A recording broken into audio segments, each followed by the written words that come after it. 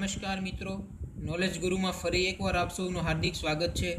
મિત્રો, કોમ્પિટિટિવ એક્ઝામમાં પાઠ્યપુસ્તક આધારિત પ્રશ્નો અવારનવાર પૂછાતા હોય છે, જેને ધ્યાનમાં રાખીને નોલેજ ગુરુ દ્વારા ધોરણ 5 થી 10ના સામાજિક વિજ્ઞાનના પાઠ્યપુસ્તકમાંથી મોસ્ટ આઈએમપી કહી શકાય તેવા 750 જેટલા પ્રશ્નો અલગ તારવવામાં આવેલા છે, જેના આપણે અગાઉ 7 પાર્ટ સુધી અપલોડ કરેલ છે। ત્યાર પછીના પ્રશ્નોની ચર્ચા આપણે આજના વિડીયોમાં કરશું। વિડીયો શરૂ કરતાં પહેલાં હું આપ સૌને કહેવા માંગીશ કે જો તમે ચેનલમાં નવા હો અને ચેનલને સબસ્ક્રાઇબ કરવાનું બાકી હોય તો તમે ચેનલને સબસ્ક્રાઇબ કરી લેજો અને બાજુમાં આવતા બેલ આઇકન પર ક્લિક કરી લેજો, જેથી તમને અમારા આવનારા વિડીયોની નોટિફિકેશન મળતી રહે। તો શરૂ કરીએ આજનો વિડીયો સામાજિક વિજ્ઞાન પાર્ટ 8। સૌથી પહેલા પ્રશ્ન જોઈએ, ગુજરાતનું સુપ્રસિદ્ધ કીર્તિ તોરણ ક્યાં શહેરમાં આવેલ છે? બરાબર, આપણને એવા સવાલ પૂછાય, ગુજરાતનું સુપ્રસિદ્ધ કીર્તિ તોરણ ક્યાં શહેરમાં આવેલ છે? તો વડનગર ખાતે આવેલ છે। બરાબર, ગુજરાતનું સુપ્રસિદ્ધ કીર્તિ તોરણ વડનગર શહેરમાં આવેલ છે। ત્યાર પછીનો પ્રશ્ન, વિમલવ સહી મંદિર ક્યાં આવેલું છે? બરાબર, વિમલવ સહી મંદિર ક્યાં આવેલું છે? તો આબુ ખાતે વિમલવ સહી મંદિર આબુ ખાતે આવેલ છે। બરાબર, અહીંયા આપણને એવો પણ સવાલ પૂછાય કે વિમલવ સહી એ શું છે? બરાબર, અને ઓપ્શનમાં બધું આપ્યું હોય, મંદિર છે, મહેલ છે, બરાબર, તો આપણો આન્સર થશે મંદિર છે। બરાબર, વિમલવ સહી મંદિર છે, બરાબર, અને એ ક્યાં આવેલ છે? તો આબુ ખાતે આવેલ છે। વિમલવ સહી મંદિર આબુ ખાતે આવેલ છે। ત્યાર પછીનો પ્રશ્ન, રાજા રાજ્ય સિંહાસન છોડીને વનવાસ સ્વીકારે તો તેને શું કહેવાય? બરાબર, આપણને એવા સવાલ પૂછાય કે કોઈ પણ રાજ્યનો રાજા સિંહાસન છોડીને વનવાસ સ્વીકારે, બરાબર, તો એને શું કહેવાય? તો કંથાધારી કહેવાય। બરાબર, વનવાસ સ્વીકારે, બરાબર, સિંહાસન છોડીને વનવાસ સ્વીકારે તો એને કંથાધારી કહેવાય। ત્યાર પછીનો પ્રશ્ન જોઈએ, સલ્તનત કાળમાં કઈ ભાષામાં પુસ્તકો લખાયા હતા? બરાબર, સલ્તનત કાળમાં કઈ ભાષામાં પુસ્તકો લખાયા હતા? તો પારસી ભાષામાં પુસ્તકો લખાયેલા। બરાબર, સલ્તનત કાળ દરમિયાન સૌથી વધુ પુસ્તકો પારસી ભાષામાં લખાયેલા। બરાબર, ત્યાર પછીનો પ્રશ્ન જોઈએ તો કોને ઇતિહાસમાં સુધારક શાસકના રૂપમાં યાદ કરવામાં આવે છે? બરાબર, કોને ઇતિહાસમાં સુધારક શાસકના રૂપમાં યાદ કરવામાં આવે છે? તો શેરશાહ સૂરીને ઇતિહાસમાં સુધારક શાસકના રૂપમાં યાદ કરવામાં આવે છે। બરાબર, સુધારક શાસકના રૂપમાં યાદ કરવામાં આવે છે શેરશાહ સૂરીને। બરાબર, ત્યાર પછીનો પ્રશ્ન જોઈએ, મહારાણા પ્રતાપના ઘોડાનું નામ જણાવો। બરાબર, મહારાણા પ્રતાપના ઘોડાનું નામ જણાવો તો ઘોડાનું નામ છે ચેતક ઘોડો। બરાબર, ચેતક, મહારાણા પ્રતાપના ઘોડાનું નામ છે ચેતક। અથવા તો આપણને એવો સવાલ પૂછાય કે કયા રાજાના, બરાબર, ઘોડાનું નામ હતું ચેતક? તો મહારાણા પ્રતાપના ઘોડાનું નામ છે ચેતક। ત્યાર પછીનો પ્રશ્ન જોઈએ, કવિ ફૈઝી, બરાબર, કવિ ફૈઝી ક્યાં બાદશાહના સમયમાં થઈ ગયા? બરાબર, કવિ ફૈઝી ક્યાં બાદશાહના સમયમાં થઈ ગયા? તો અકબરના સમયમાં થઈ ગયા। બરાબર, કવિ ફૈઝી જે છે એ અકબરના સમયમાં થઈ ગયા। ત્યાર પછીનો પ્રશ્ન, ક્યાં બાદશાહે રસ્તાની બંને બાજુ વૃક્ષો રોપાવ્યા હતા? બરાબર, અહીંયા હવે હાલના સમયમાં વૃક્ષો પર વધારે સરકારનું મહત્ત્વ તમે જોઈ શકો છો, માટે આ સવાલ તમારે યાદ રાખવાનો છે કે ક્યાં બાદશાહે ઇતિહાસમાં રસ્તાની બંને બાજુમાં વૃક્ષો રોપાવ્યા હતા? બરાબર, તો શેરશાહ સૂરી છે, બરાબર, શેરશાહ સૂરી નામના બાદશાહે રસ્તાની બંને બાજુએ વૃક્ષો રોપાવ્યા। બરાબર, ત્યાર પછીનો પ્રશ્ન જોઈએ તો મહારાણા પ્રતાપ અને અકબર વચ્ચે ક્યાં મેદાનમાં યુદ્ધ થયું હતું? બરાબર, મહારાણા પ્રતાપ અને અકબર વચ્ચે ક્યાં મેદાનમાં યુદ્ધ થયું હતું? તો હલ્દી ઘાટીના મેદાનમાં। બરાબર, મહારાણા પ્રતાપ અને અકબર વચ્ચે હલ્દી ઘાટીના મેદાનમાં યુદ્ધ થયેલું। બરાબર, અને આ યુદ્ધને હલ્દી ઘાટીના યુદ્ધ તરીકે ઓળખવામાં આવે। બરાબર, કોની વચ્ચે થયેલું?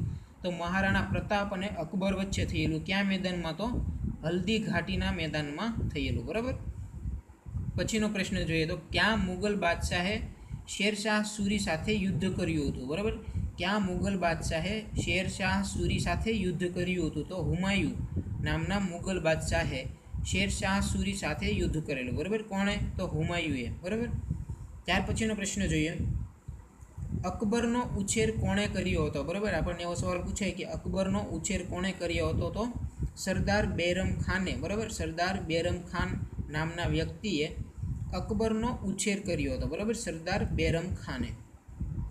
ત્યાર પછીનો પ્રશ્ન, અકબરના દરબારમાં વૈધ તરીકે કોણ હતા? બરાબર, અકબરના દરબારમાં વૈધ તરીકે કોણ હતા? તો હકીમ હમામ।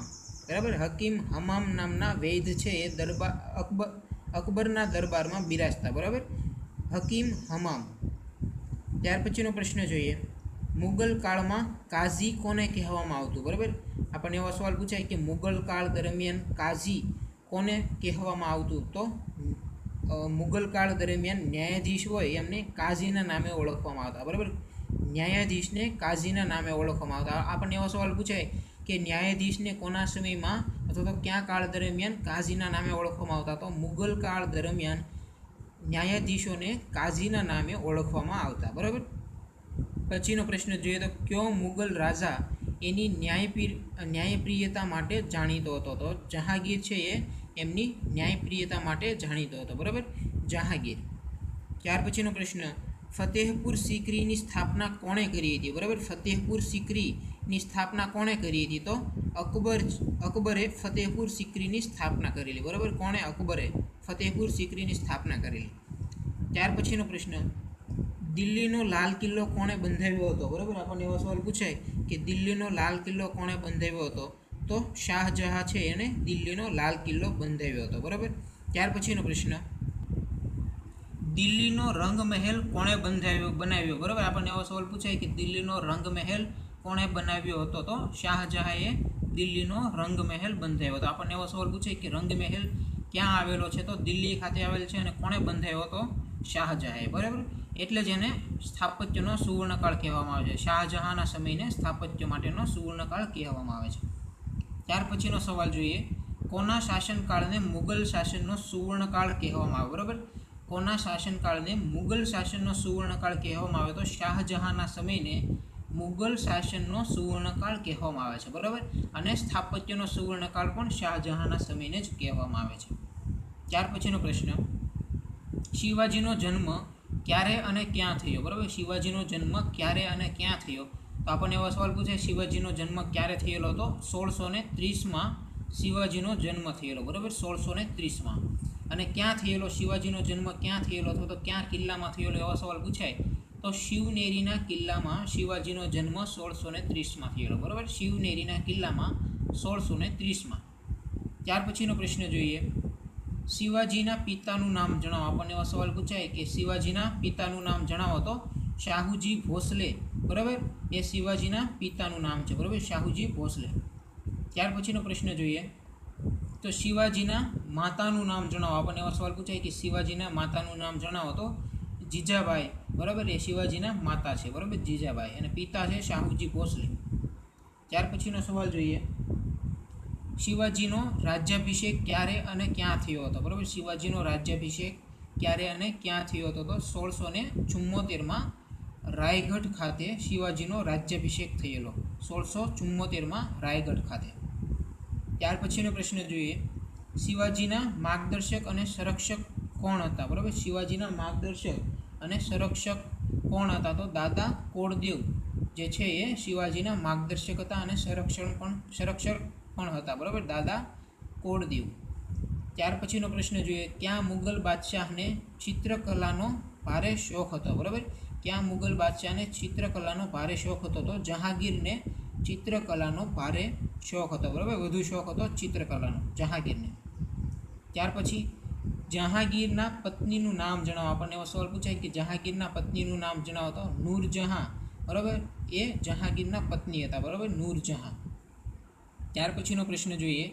દિલ્હીની મોતી મસ્જિદ કોણે બંધાવી હતી? બરાબર, દિલ્હીની મોતી મસ્જિદ કોણે બંધાવી હતી? તો શાહજહાંએ દિલ્હીની મોતી મસ્જિદ બંધાવેલી. બરાબર, શાહજહાંએ. ત્યાર પછીનો પ્રશ્ન જોઈએ. મુગલ કાળ દરમિયાન કેટલા રતલ બરાબર 1 મણ થતું? બરાબર, મુગલ કાળ દરમિયાન કેટલા રતલ બરાબર 1 મણ થતું? બરાબર, તો 55.5. બરાબર, 55.5 રતલ બરાબર 1 મણ થતું. કોના સમયગાળા દરમિયાન? તો મુગલ કાળ દરમિયાન 55.5 રતલ બરાબર 1 મણ થતું. ત્યાર પછીનો પ્રશ્ન. દિલ્હીની જુમ્મા મસ્જિદ કોણે બંધાવી હતી? બરાબર, દિલ્હીની જુમ્મા મસ્જિદ કોણે બંધાવી હતી? તો શાહજહાંએ દિલ્હીની જુમ્મા મસ્જિદ બંધાવેલી. બરાબર, શાહજહાંએ. દ્વારકા કઈ નદીના કિનારે આવેલ છે? આપણને એવો સવાલ પૂછે દ્વારકા કઈ નદીના કિનારે આવેલ છે? તો ગોમતી નદીના કિનારે દ્વારકા આવેલ છે. બરાબર, દ્વારકા ગોમતી નદીના કિનારે આવેલ છે. ત્યાર પછીનો પ્રશ્ન, મોઢેરાનું સૂર્ય મંદિર કોના સમયમાં બનાવાયું હતું? બરાબર, મોઢેરાનું સૂર્ય મંદિર કોના સમયમાં બનાવાયેલું હતું? બરાબર, બનાવાયું હતું તો ભીમદેવ પ્રથમ, બરાબર, ભીમદેવ પ્રથમના સમયમાં મોઢેરાનું સૂર્ય મંદિર બંધાવવામાં આવેલું. ત્યાર પછીનો સવાલ જોઈએ તો રુદ્ર મહાલય ક્યાં આવેલું છે? આપણને એવો સવાલ પૂછાય કે રુદ્ર મહાલય ક્યાં આવેલું છે? તો સિદ્ધપુર, પાટણ જિલ્લામાં. બરાબર, સિદ્ધપુર પાટણ ખાતે રુદ્ર મહાલય આવેલું છે. બરાબર, ત્યાર પછીનો પ્રશ્ન જોઈએ, પાલીતાણા કઈ પર્વતમાળામાં આવેલું છે? તો પાલીતાણા શેત્રુંજય, બરાબર, પર્વતમાળામાં આવેલું છે. પાલીતાણા કઈ પર્વતમાળા પર આવેલ છે? તો શેત્રુંજય પર્વતમાળા પર, શેત્રુંજય પર્વતમાળા પર પાલીતાણા આવેલું છે. ક્યાં જિલ્લામાં આવેલ છે? તો ભાવનગર જિલ્લામાં. બરાબર, ત્યાર પછીનો પ્રશ્ન જોઈએ તો અમદાવાદમાં આવેલ કાંકરિયા તળાવનું પ્રાચીન નામ જણાવો. બરાબર, અમદાવાદમાં આવેલું કાંકરિયા તળાવનું પ્રાચીન નામ જણાવો. તો હૌઝ-એ-કુતુબ, બરાબર, હૌઝ-એ-કુતુબ જે છે એ કાંકરિયા તળાવનું પ્રાચીન નામ છે.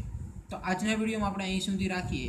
જો તમને આજનો વિડીયો પસંદ આવે તો લાઇક કરજો અને ચેનલને સબસ્ક્રાઈબ કરવાનું બાકી હોય તો ચેનલને સબસ્ક્રાઈબ કરી લેજો અને બાજુમાં આવતા બેલ આઇકન પર ક્લિક કરી લેજો, જેથી તમને અમારા આવનારા વિડીયોની નોટિફિકેશન મળતી રહે. Thank you for watching my video.